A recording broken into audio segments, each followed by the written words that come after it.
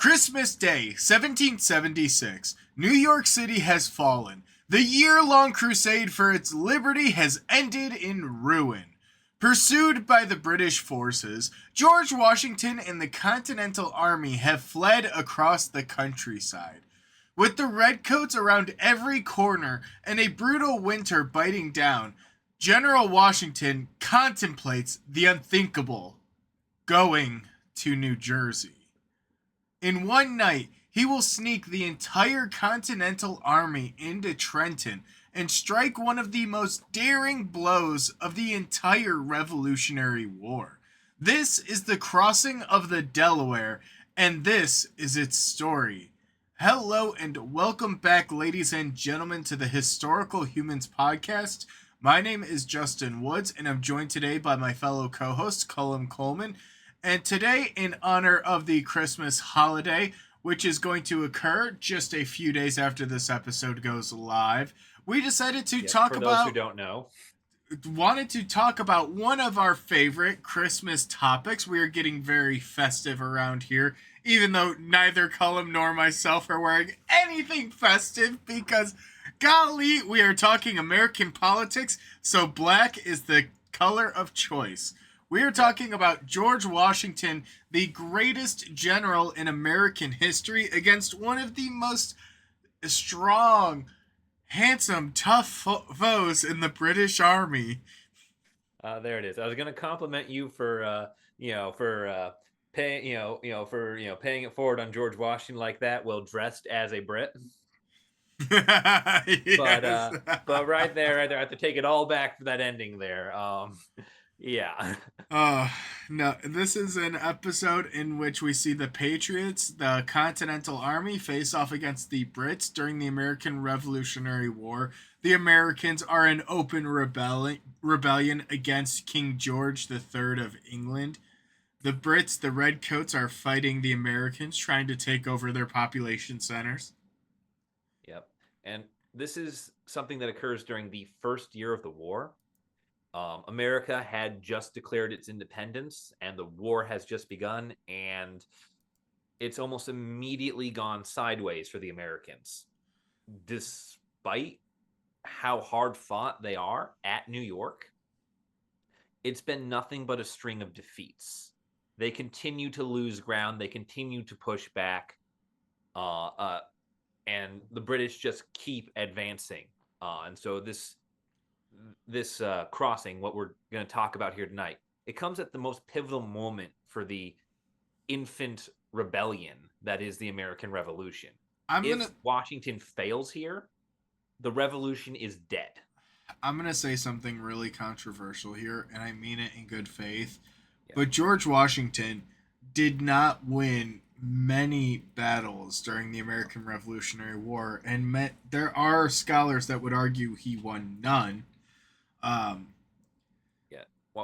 Washington's strength isn't as a tactical genius, or even a particularly effective field commander. His strength is his ability to maintain and restore the morale of his men and keep his army intact, because he is fighting with a volunteer army.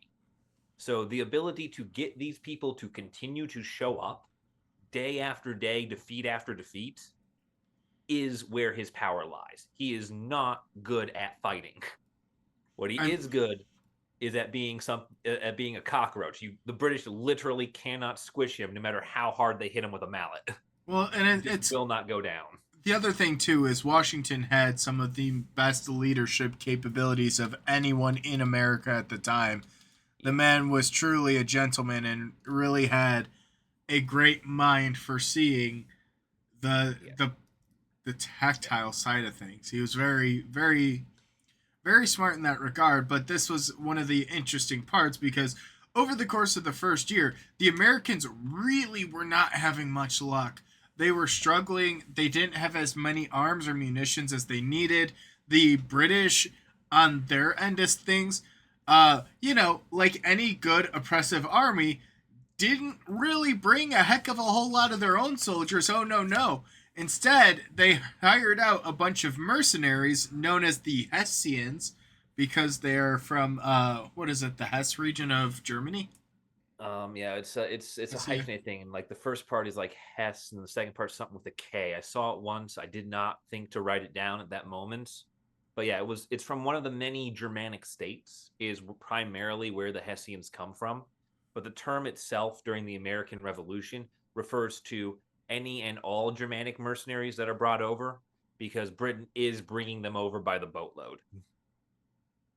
Um, and what they're doing with them is they're engaging in a very systematic, very organized advance. That for the American revolutionaries, it's like fighting a machine. It just keeps coming and does not care. It takes one position, then the next day it moves to the next, and the day after, the one after, and so on and so on. So there is no reprieve. But the Americans, to their credit, did understand to a degree that the war would be a war of attrition. They Yeah. didn't necessarily believe that they could outright defeat the British, but they thought that they could outlast the British. Yeah, the Americans do two things right. One is standing their ground during a lot of these battles, especially the Battle of Brooklyn, during which the city of New York is lost. Um, and the other thing is the ability to mobilize. They are able to evacuate almost every regiment out of Brooklyn before it falls. These are not defeats that the Americans are suffering during which their personnel are being captured. They are simply losing the territory, and that is demoralizing, but it doesn't break the army.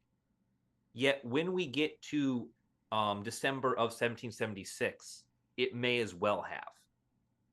Because what is happening now is a lot of militia regiments that were the backbone of the Continental Army, they've begun to desert in droves.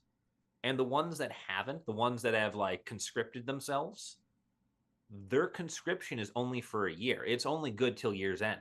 It has to be re-upped annually.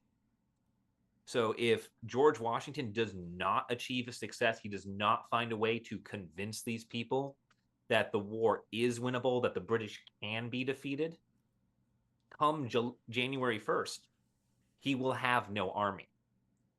And so he conceives of a very daring plan, which is a night raid across a river on Christmas.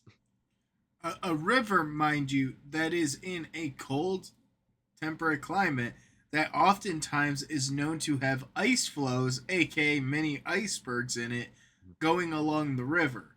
So it's Yeah. not just Christmas, but it is freaking cold when he Yeah. does this. Yeah. The American Revolution was fought during a series of particularly cold winters. The worst one would come in the next year when George Washington is trapped in Valley Forge. Um, this year, however, he is stuck on the Pennsylvania side of the Delaware River, staring down the Hessian forces holding the city of Trenton in New Jersey. And that's a real nice strategic position. George Washington wants to take it. He especially wants to hit the Hessians, who were known during the Revolutionary War, right from the get go, for their brutality.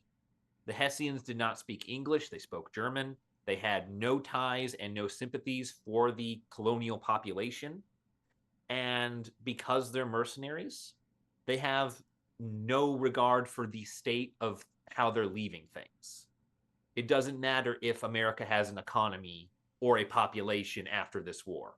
What matters is the Hessians fulfilling their own desires. And that earns them a particular hatred. It just, things are getting desperate and bad when Washington willingly wants to go to New Jersey. Yeah, it is pretty bad. And he's sitting at this borderline, and he spends several days leading up to Christmas gathering all the armies he can onto him as quietly as he can. He's able to assemble 5,500 troops to make this crossing. Most of them will not succeed. No one will die during the crossing, but most of them will just get wrecked by ice flows and stranded.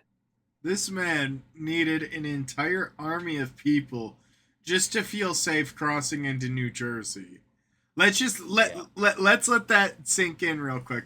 New Jersey has always had that reputation that our very first founding father president needed thousands of men by his side just to step foot in your wonderful state.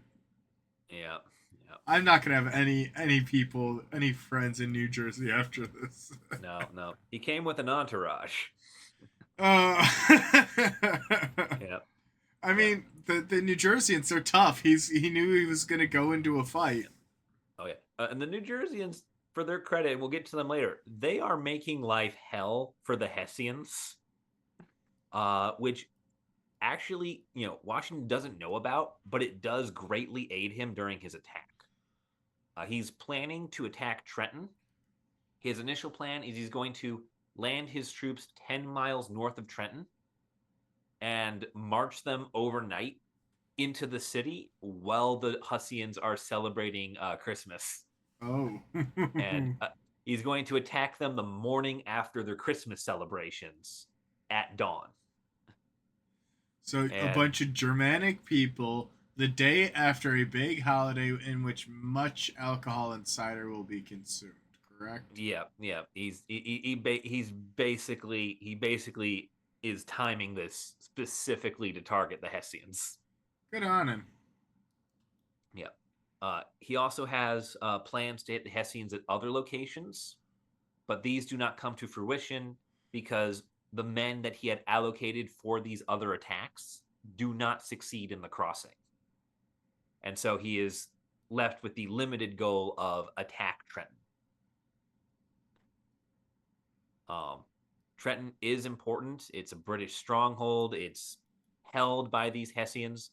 And there's actually a very sizable number of Hessians at Trenton. There's 1,400 of them stationed there. This is a pretty big army, especially for mercenaries that have to be paid.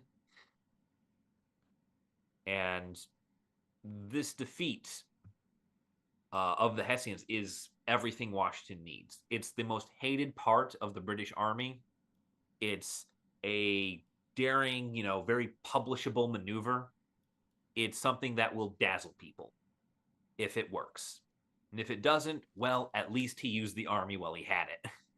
Yeah, at least it tried. Yeah. Sometimes Yeah. that's all you can do. Yeah. He's trying to prove the revolution can defeat the British. He's trying to prove that they are not invincible. Everyone at this point has heard the story of Bunker Hill, where the British keep coming even after getting shot point blank 3 times. So, the mythos is that the British are unrelenting and thus invincible. And Washington's going to take that image and just break it in two. As he should, quite frankly. Yeah. That said, attempting to cross the Delaware River is an absolute nightmare. In addition to the existing ice flow hazards and the poor visibility of making a nighttime crossing, which is what Washington is attempting to do here, he also is hindered by a heavy winter storm. The winds pick up, the snow comes down, and visibility goes to nothing. He's doing this in a blizzard, effectively. And they have no instrumentation at this point that will really assist him, not like we have today. No, they have handheld lanterns and oars. And the oar's job is to row the boat and shove the ice floes out of the way, and the lantern is to kind of see when you can spot the shore coming up. They have nothing. And to make matters even worse, they lose most of their artillery that they're planning to shell the city with in order to take out the Hessians, because the artillery require bigger boats than people do. Doesn't fit onto the rowboats, and those boats are too big to make it through the congested ice floes. Most of them get turned back. I believe something like 18 cannons make the crossing, which is, I think, about less than half of what he is trying to make the crossing with. Like Rohan, he will make do with less than half of what he has hoped for, but it's not a good start. Additionally, as Washington is sitting on the other side of the Delaware River, having made the crossing, he's checking the time, and he's 3 hours behind schedule. He is supposed to be able to hit the Hessians an hour before dawn, and at this rate, he'll be hitting them 2 hours after dawn, at which point they should be, up and operational again. And he thinks about canceling the entire operation. I mean, Um, at this point, Washington has been bestruck by malady after malady. I mean, legitimately nothing has gone right for him over the course of all of this. yep, yeah, 3,000 men have been unable to cross, so he's left with only 2,500 of his soldiers. He's got less than half of the soldiers he was hoping for, and he decides that it would be too tactically disadvantageous to attempt to reverse the crossing in hostile territory with the Hessian garrison at Trenton intact, that it's better for him to just take what he has and attempt to rush Trenton. And so he starts his march, and he reevaluates his plan. He gathers the men around him, and he cancels the strike on Bordentown because the force that's headed for Bordentown can't cross. And he just focuses on Trenton. Bordentown is the other main Hessian force in New Jersey. And if he could hit both, he could, in theory, wipe out the Hessians in the state of New Jersey, which would have been massive. So instead, he is going to hit Trenton and just hope that Bordentown isn't able to respond to reports of, hey, an entire army appeared outside and is beating the shit out of us. um, Bordentown is very, very liable to reinforce Trenton. And if Washington's ambush fails, he will find himself encircled by 2 Hessian armies.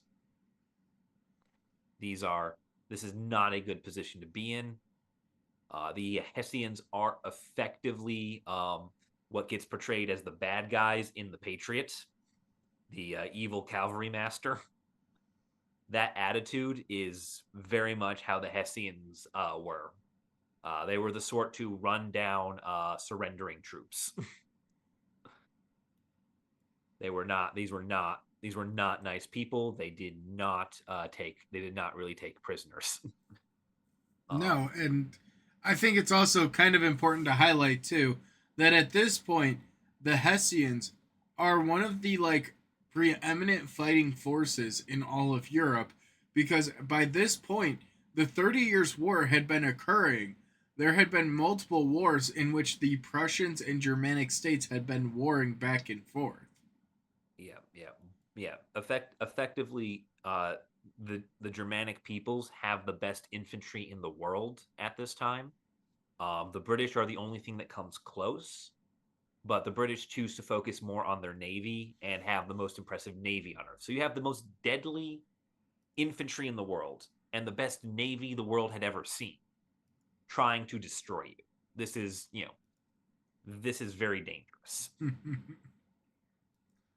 And Washington, to compensate, decides he's going to take his heavily reduced force and split it up. He's going to divide his forces in 2. One force is going to run right at Trenton and just try and overrun the German position there. The other force, this one that has the few bits of artillery that did make it, is going to take a little bit of a longer route and try to encircle the city to keep the Hessians from just flowing out in all directions. It's going to try and put a lid on them.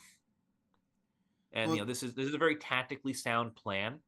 It does unfortunately mean that he has 2 armies, each of which are smaller than the Hessian garrison. So if the Hessian garrison isn't surprised, they should be able to perform a defeat in detail where they would go and say overwhelm George Washington's forces first, and then turn and overwhelm the flanking force. So the surprise has to work. It also is just kind of interesting because the Hessians, before they become aware of that flanking force, will throw everything in the ceiling fan at Washington and at the American forces. So they really are going to try and do an all-out defense. Yep. Yep. So this really is kind of smart. And then you turn around and there is this artillery and other strong forces just parked up right behind where you left, and you're like, oh, well, now I'm sandwiched. Yep. Yeah. And that's his plan. His plan is to last long enough that the artillery is able to flank, and the Hessians should collapse. Um, Unfortunately for George, he's still late. He is like the rabbit in Alice in Wonderland, just late, late, late, late, late. He's supposed to attack at 5 a.m., maybe 6. He arrives at 8. And the sun is, the sun's up. The Hessian positions have visibility, and despite this, they do see him. But they're unprepared. They're shocked by it. This is because of everything that's been happening for the past year. The Hessians, they're not prepared for American advances. The Americans have been retreating. And they've lost every battle they've ever fought in. So the Hessians look at these Americans, the Hessians, these big professional soldiers with decades of veterancy. Look at the Americans and see farmers with pitchforks and think, I could beat them with my eyes closed. Washington's taking advantage of that right now. It's a militia army with little discipline. They've won constantly, and he's like, yeah, you have. And now it's for time for payback. You mean this hick with wooden teeth and an axe handle as his knife? Yeah. Washington may have been uncouth by British standards, but he was no hick. He was one of the wealthier people in the colonies. I'm not talking him. I'm talking the lowly folk. Washington was wealthy enough that his dentures weren't actually wooden. They were made of real teeth. Other people's teeth, but real teeth. Yep. History is a Lovecraftian horror story. Yeah. Yeah. But yeah, the Hessians are completely unprepared. They, to them, this is the American, the Continental Army, the militia. It's all beneath them. And to compound this factor, they are still completely out of it because yesterday was Christmas. And for them, they had really overindulged in some of the festivities because they had been undergoing a week from hell, also known as a week in New Jersey. Because you see, the Hessians had been sent to garrison New Jersey, and the Hessians had done what the Hessians do, which is raid, ravage, and pillage the entire town. So the locals have resorted to just taking pot shots at them. Yeah, I don't blame them. Yeah, it's just constant raiding from the locals trying to just do anything to kill or injure one of these Hessians. Which, for those of you unaware, pot shot is when you just basically put a bunch of scrap metal into the barrel of a rifle. You click fire and it shoots out like a grape shot that just shreds people. Yep. And so they've been sticking musket balls in there. They've been sticking whatever they can. They've been laying traps. They've been, running up and trying to set things on fire. They've just been running amok. They've been New Jerseyans. And the Hessians do not appreciate any of it. They are exhausted from this. And, there is a very light, very half-hearted attempt to attack them on Christmas night. And the Hessians see that and say, look, the Americans have given up on trying to attack us for the holidays. We can all finally rest. So they did the number one thing you shouldn't do in the middle of combat, and it's let your guard down. Yep. They let their guard down because they were effectively getting Viet Conged this entire time. All right, they're just constantly surrounded by hostility, Subversive and warfare has a psychological impact. yeah, and this was the first and most logical chance they had at releasing that built up tension and that built up anxiety because the half-hearted attack, the fact that it's Christmas, it's a shared holiday, you know, okay, everyone, make a show of waving the flag that we're at war, but really, soft truce. And George And Washington's coming in like, I didn't agree to nothing. the Christmas truce won't come for a few more generations. Your great grandkids will love that one. Yeah. But yeah, I just imagine it's the Americans, like the European mentality is like, ah, yes, it is Christmas. It is a holiday. We shall put our differences aside. We Yeah. shall let you know that we are still at war, but we are not going to commit any atrocities. And then America's like, fuck you, we are. Yep. Yeah, and George Washington really is the first example of the American attitude we see when America goes and fights Mexico, and all the Texans just start attacking during the siestas. It's just like I don't recall agreeing to a truce. Therefore, this is fair game. All fair in war. Yep. I didn't declare no war. I Yep. did. Yep. And the final thing that really weakens the Hessian position at Trenton is the weather. They're in a snowstorm, and the Continental Army, as far as I know, is trapped on the other side of the very treacherous Delaware River. And what sort of an idiot would attempt to sail the Delaware in a snowstorm? You know, I bet you that's like an actual conversation that happened between an officer and a lower enlisted of the Hessians, where the lower enlisted is, or the officer's just sitting there ranting, going, "What idiot would sail across a frozen lake or Yeah, frozen river?" And the other person's like, I don't know, officer, but I'd have to be a real big fool." yeah, yeah, As you see a little light bobbing on the river. yeah, yeah. It's like, oh look, some fishermen. You know, it's just quite convenient that they had a portrait artist right there capturing that moment. We'll actually get to that because there's a lot of very fun irony to that picture. There's a Oh lot of no. meaning to it, and there's a lot of very hilarious irony to it. I will not say anything about it until we are done talking about the battle at Trenton, which is the whole point of this crossing. But it is Spoilers. stick around to hear about the painting because the painting is awesome. It's hilarious. But yeah, so they fall into the trap of this of the fortified mentality, which is you are convinced that your position is unassailable and that no one will be foolish enough to assail it, that you actually make a fortified position vulnerable. Because what idiot would dare attack you? You're so strong here. Like, and that's where the really bold, reckless moves come in that destroy traditional military thinking. Yeah.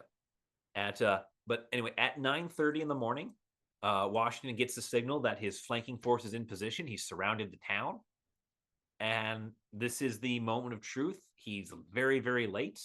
This all should have happened by 6 in the morning. The battle should have been over by then, and so he takes the plunge. He just orders the charge, and all the Americans run in, and the Hessians put up a shameful defense. Their scouting positions are overrun almost before they can sound alarms. They're probably One of still them, hung over. yeah, most of them were. One of them does get an alarm off, which causes the Hessians to all congregate. They all run out into the main street, into the center of town. And their intention in doing this, in this hasty assembly, is they have lost the perimeter. They have lost the countryside. They're gonna fight. They're gonna fight this thing. World War II style, room by room, door by door, block by block. You know, they're going. They're going to effectively do this. Poland in World War II.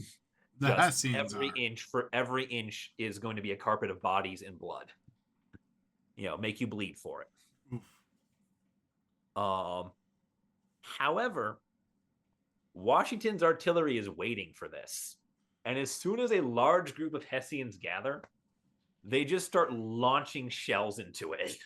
Oh no. Which is like, Hey guys, what's the alarm for? I don't know, but you hear that whistling noise? yeah, yeah, Psh, yeah. psh, It's like, psh. yeah, it's Americans at the Battle of Midway. This is what we call a target-rich environment. Light them up. Psh. Light 'em up, light 'em up, I'm on fire. Yep. The Hessians, for their part, realize they have been completely outflanked. They realize, oh, it's not an assault. It's not an assault. It's not an ambush. It's an encirculation. And they attempt to withdraw. They attempt an orderly withdrawal by shelling the Americans back. There's just one problem. In order for their artillery to get its shots off on the American position, they have to counterattack. They have to rush out and flank Washington. When they go to do this, the people manning the American artillery see a wonderful opportunity to charge the Hessians. Oh no. As the Hessians have to, in order to get around Washington and flank him, have to effectively walk past the flanking force that Washington has set up and turn their backs to them. And so the flanking charge turns into effectively a suicide march.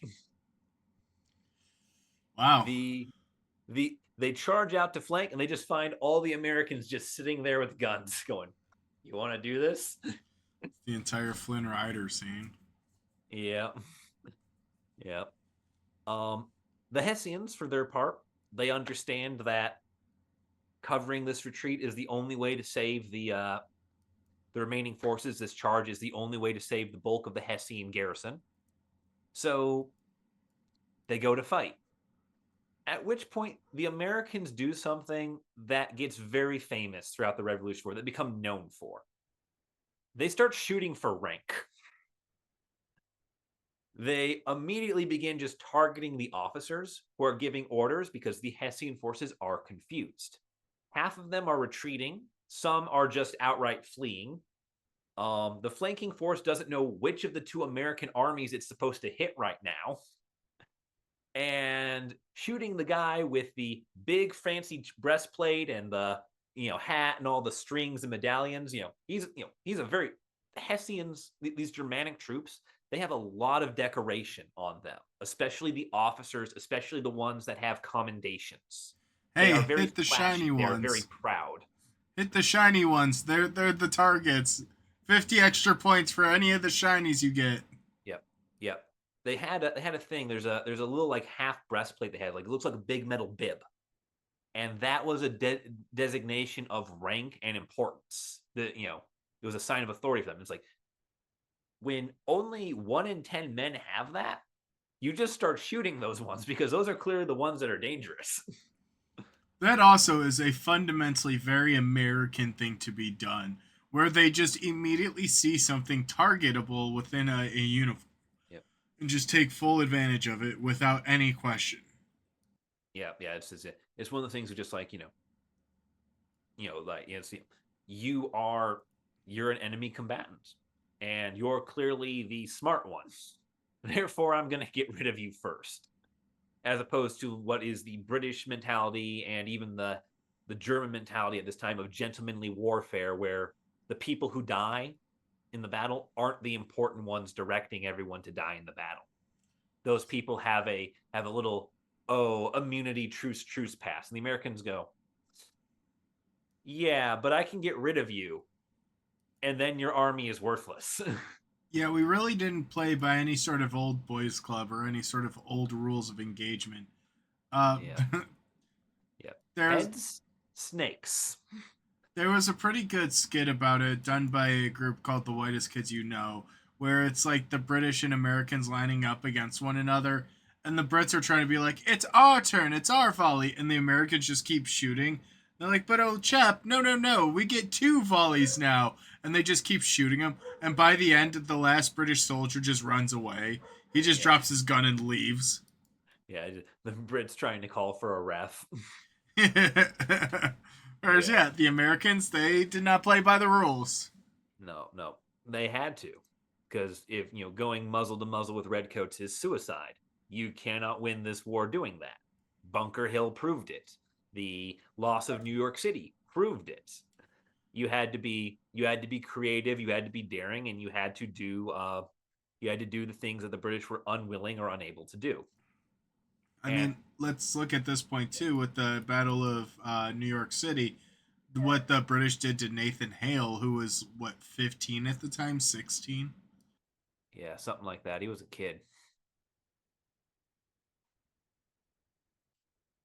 Yeah, they do. But they basically had a history of having zero real empathy or remorse. And then you also are combating the betrayal of Benedict Arnold during this time. Yeah. Oh no, they get him at 21. I just double checked. Yeah, that's when they decide to end him.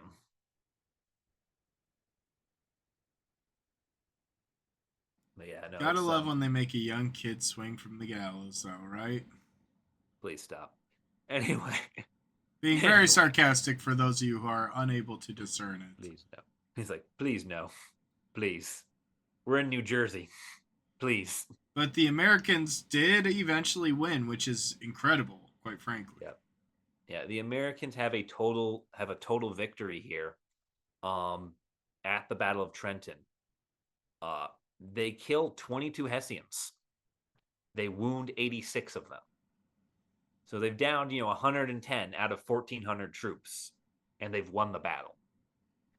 That's a pretty small amount for a veteran army to lose and concede the territory. 900 of the Hessians surrendered to George Washington and company. This is 2/3 of the Hessian army just drops their guns and gives up. I mean, Which, realistically, this was an issue that's a very common thing among mercenary armies, is yeah, they're not usually very willing to die on behalf of the cause. yeah, I mean, we talk and about this at length. yeah, and because the Hessians are this elite force, they are very good at fighting. This really humiliates the English because not only has one of their garrisons been caught with its pants down, but it has been absolutely bodied by these Americans. It just it is humiliation on humiliation, and that's really what Washington's looking for here is to prove that the British aren't invincible. And 400 of the Hessians do flee. This does create a problem for Washington in that if even one of them makes it to the town of Bordenton, um, the garrison at Bordenton will likely mobilize to counterattack. well, and then Um, this also had a soft benefit too of really bolstering American support. This is one of the first real turns in the tide of the war outside of the siege of Boston, where the Americans really had a discernible victory against these forces and showed that with a little maneuvering and strategy, you can actually win these battles. yeah, that by doing the unexpected, you can in fact win. Now the Americans, for their part, suffered all of like 4 casualties. Um, one of which was almost someone very important. You see, one of the people on the flanking force that Washington sent around with the artillery uh, was a young man known as Lieutenant James Monroe, who during the Hessians' final breakout charge was injured in the fighting. Um, you know, little known fella, just a future president of all things in there. Well, nobody really remembers the fourth president, right? Yeah, yeah. The Monroe Doctrine did No. nothing really. Yeah, The fact that we're no. still talking Monroe Doctrine 200 years later, also impeccable. Yeah, yeah. So American history almost went very differently, as Monroe is almost one of the Americans to go down during this fight. But it also gave him credence and credibility as a soldier who fought during the Revolutionary War, a war Oh, hero, injured. yeah. Oh yeah. That's also what he used to build his political career. Yeah, he served under Washington, and he fought, and he was injured for fighting for his country at the Battle of Trenton, which is America's first real offensive victory during this war. The This first is one few of our first years of major American victories. politics was like the 6 degrees of separation to Washington. If you had a direct connection or you knew someone, that was usually your ticket on the ballot.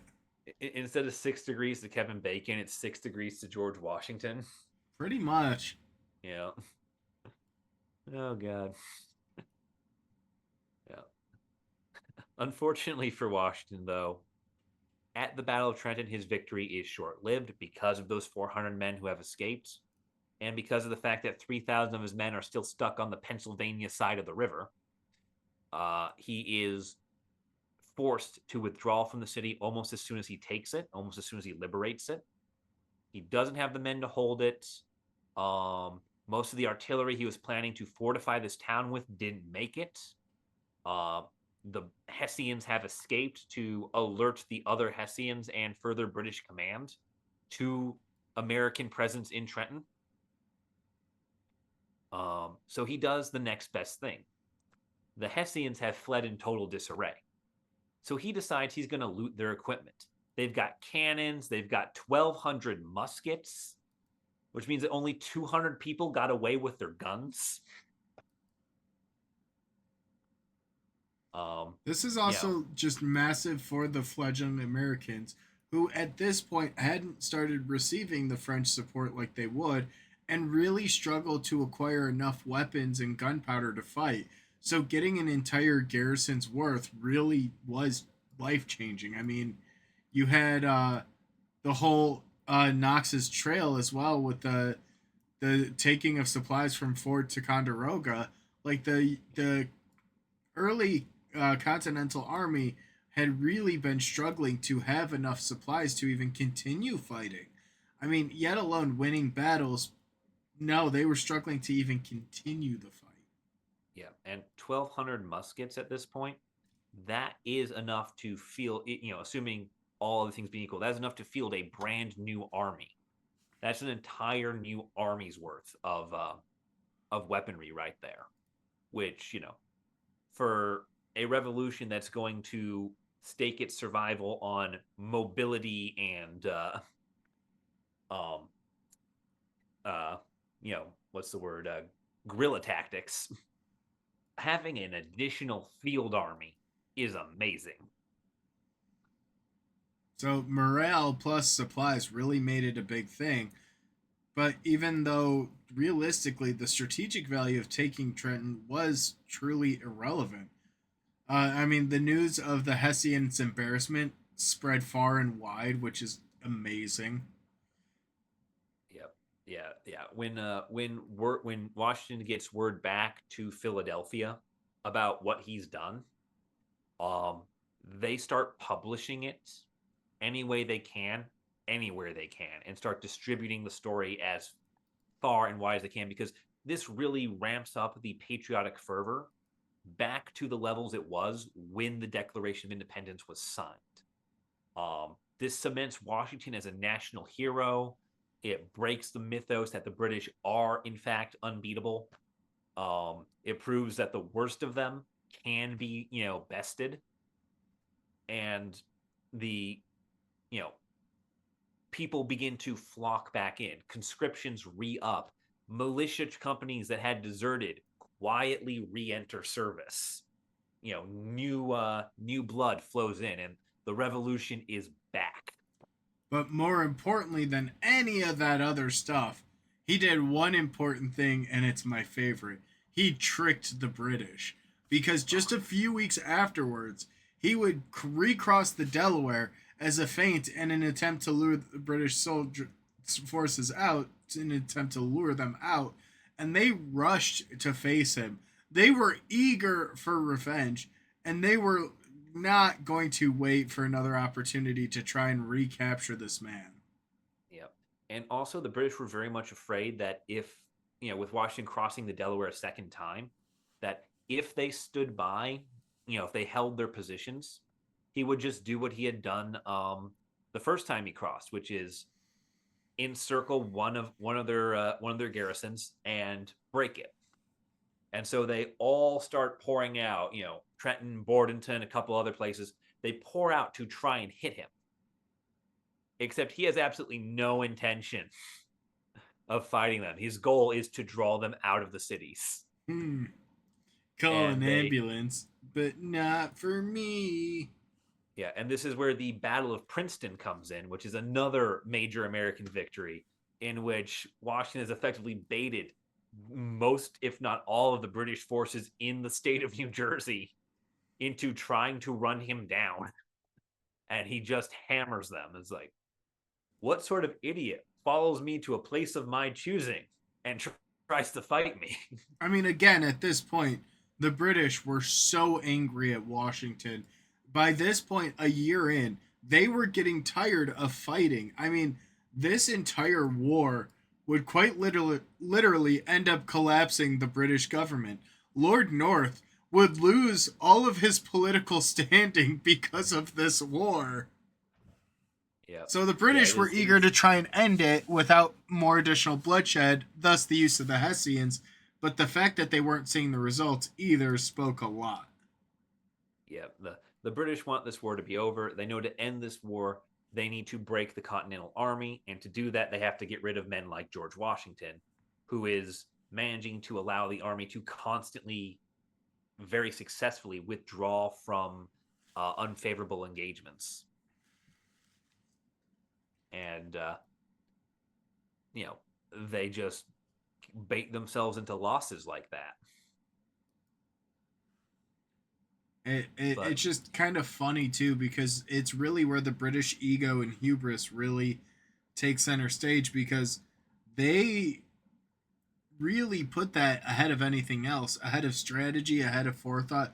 No, they wanted to enact their revenge and they wanted to make it known because who are these peasants attacking the great British army? Yeah. Yeah, they had a desire for total victory. They wanted to prove not only that they would win the war, but that any war against them was an inherently foolish and naive option. To the British, with having a revolting colony, the point was to put the revolt down so totally, so thoroughly that they will never revolt again, and that it sends a message through the rest of the colonies, around the rest of their holdings. Unfortunately, it had the opposite effect. America managed to get free, and it led to every other domino falling in the near future.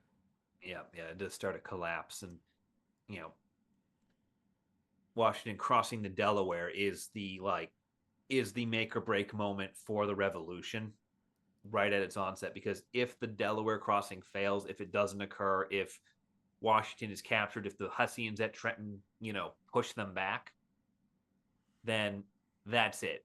The Continental Army has disintegrated, and there is nothing between the British and Pennsylvania or the British and Richmond.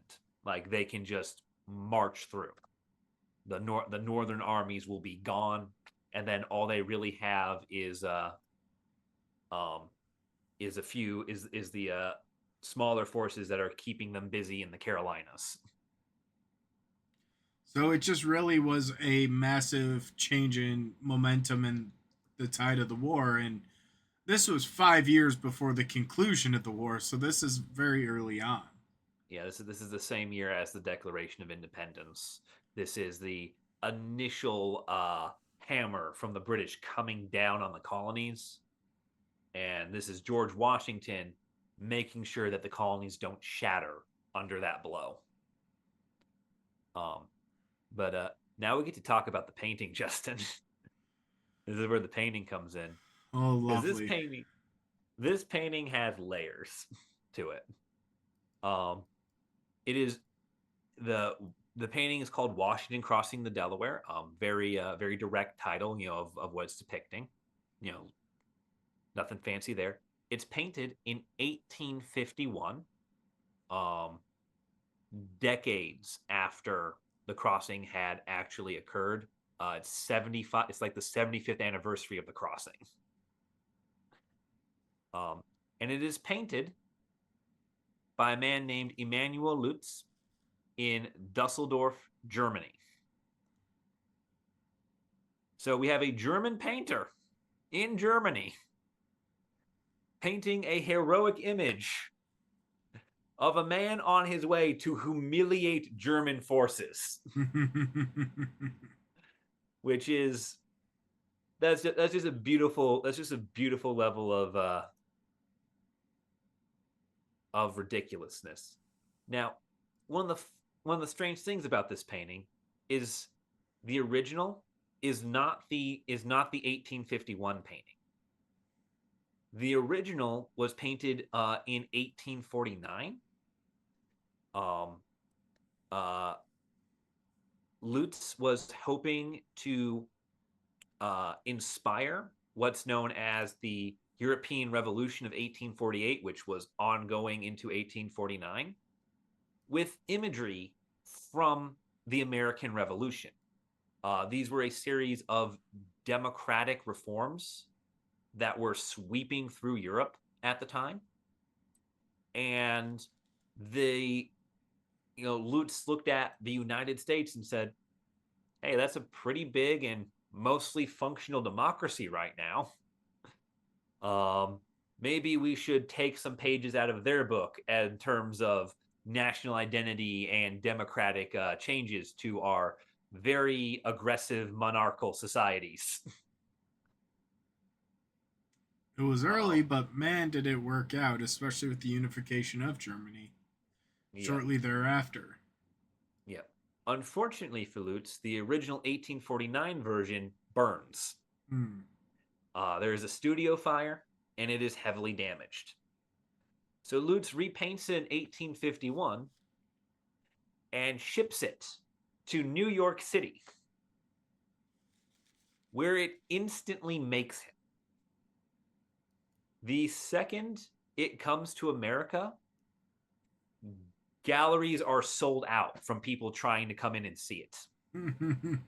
It makes his name because remember the 1851 United States is a country that is at the verge of tearing itself apart. The the question of enslaved peoples is very much a point of contention and a violent one for America at this time. And in comes this painting of the American unified national identity, which is something America at that time is sorely needing and desperately looking for. I So mean, it really comes in at a time calling back to that glory. does come to a time where American population wanted to be optimistic. They wanted to have hope in the future. I mean, the Compromise of 1850 had just been passed, and that had been hailed as legislation of the future because it preserved the peace. Yes, peace in our time. Things things people say that actually happen. And then war broke out Yeah, 12 years later. yeah. Things did not go particularly well. But it's interesting For because I think the first few years of the American Revolutionary War don't oftentimes get the highlight that they should be. I mean, the crossing of the Delaware should always get its roses, but even the siege of Boston isn't often yeah, talked about. The Knox's expedition is a big one. The yeah. Battle of Princeton, the second routing of the Hessians. The was it the way it's often taught in schools, unfortunately, is we signed the Declaration of Independence. There was Bunker Hill, the crossing of the Delaware, the winter at Valley Forge. Then we wrote the Constitution and we won. And it's like that's so bare bones. It's so uh it doesn't go into just how much of a tug of war this conflict was, with everything constantly on a knife edge, with constant, devastating defeats and heroic victories on both sides. I mean, at this point in the war, I mentioned it a little bit earlier, but American morale was at the lowest it had been. It was not looking Yeah. good for America. A lot of people had actually regretted breaking away. Many people thought we should just accept the concessions and rejoin as a colony. I mean, it was really rough, and the British had been embargoing the United States. Trade was down. We were struggling.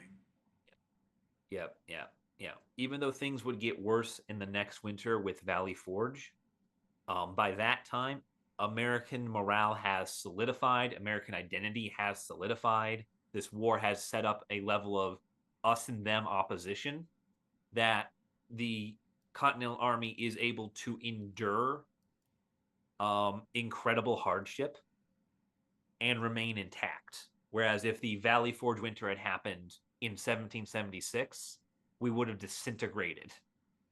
We'd have come apart like paper and water. Yeah, because even these events can galvanize troops Yeah, quite yeah, quite and fiercely.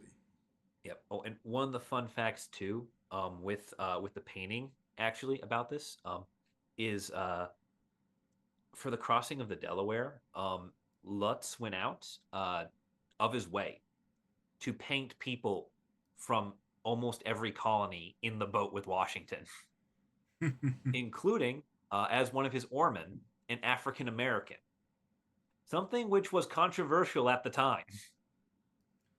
Again, 1840s, 1850s in Europe, they were a couple of decades ahead of America, so they were very anti-slavery, anti-pro-abolition. Yeah, and one of the big things Lutz actually mentions when he is cornered about some of this is that without the help of African Americans as soldiers, as support for the war, America probably would not have been able to break free.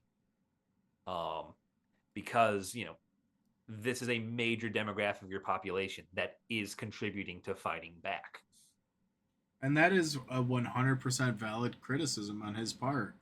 Yeah, Like, he and came with receipts, and you got to respect it. and so he, this painting that's super popular, this event that is captured the American imagination since there has been an American imagination, contained in it a wonderful little critique of American society in the 1850s, of like, yeah, there, you wouldn't make the crossing without this guy. You wouldn't get it done without these people. Stop ignoring them. It's truly beautiful, quite frankly. Yeah, You just love very, seeing very. wonderful little bits of full-scale poetic justice and karma like that. Yeah, Doesn't happen all that frequently. no, no, but it is very fun when we get to see it and get to talk about it here on this channel. I mean, I love getting to talk about American revolutionary politics because it's not very often that we tend to talk about things like this. Unfortunately, with the grand purview of a lot of our history, we try to avoid American history. Not intentionally, but we try to diversify because we understand that we are an American podcast and American hosts. So it is generally our preference to just lean into the American side of things. So we're trying to talk about topics outside of it. Yeah, yeah. We try to keep it from around the world, and we try to make sure that the only time we bring up North America isn't in just the context of USA, USA. Yeah, there's a lot more history outside there that doesn't get talked about as much, and this is one of the few that is brought up in a lot of history classes, but the inner workings, the intricate details, you just never hear about. Yep. And all that said, we will not be abiding by everything we have just spoken of for next week, for, Hmm. for next time. Yeah, because we'll be doing a double feature of America. Jumping ahead to just a little bit after this portrait of Washington crossing the Delaware has been painted. Um, we get to go back to America for Reconstruction. Ah, yes, And nothing like the most controversial period in American history. oh yes, yeah, yeah, that was fun. Thank you for suggesting that. Of Certain course, people on this podcast. The thing is, a lot of this history is being actively suppressed and erased, so that's why I think it's important to highlight and to talk about.